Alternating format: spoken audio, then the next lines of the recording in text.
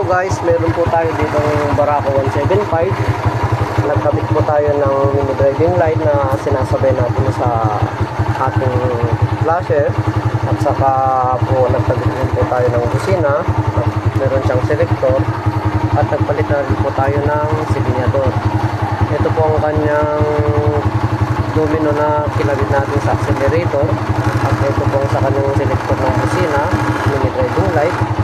At ito rin po yung ginamit natin domino light.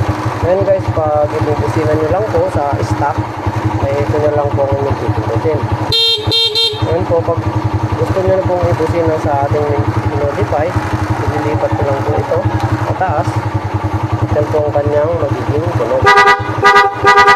Ngayon po guys, titestingin po natin ang kanyang signal light. Ito po siya.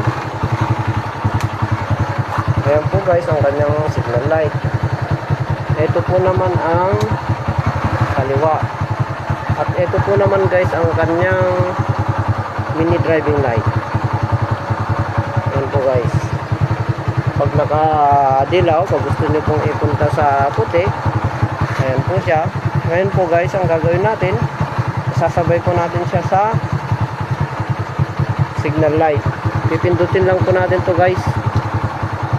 Kung gusto nyo sabay sa signal light, pipindutin nyo lang po itong rockers na nilagay ko dyan. Gaya po na ito. For example guys, ayan. Maganda hong gamitin yan, lalo na sa umaga.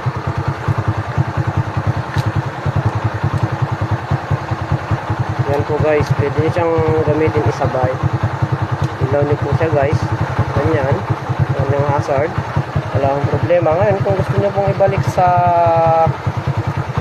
ilaw, pipindutin nyo lang po kung ayaw nyo isabay ang ating signal light sa mini driving light. Ito lang po ang inyong pipindutin.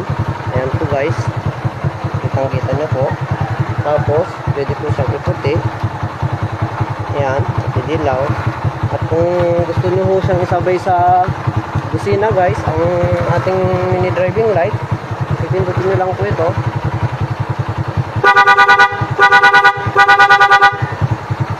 Ayan po guys ang ating bagong ginawa ngayon. Yan po ay setup ng Barako 175. Marami pong salamat guys. Hanggang sa susunod na video.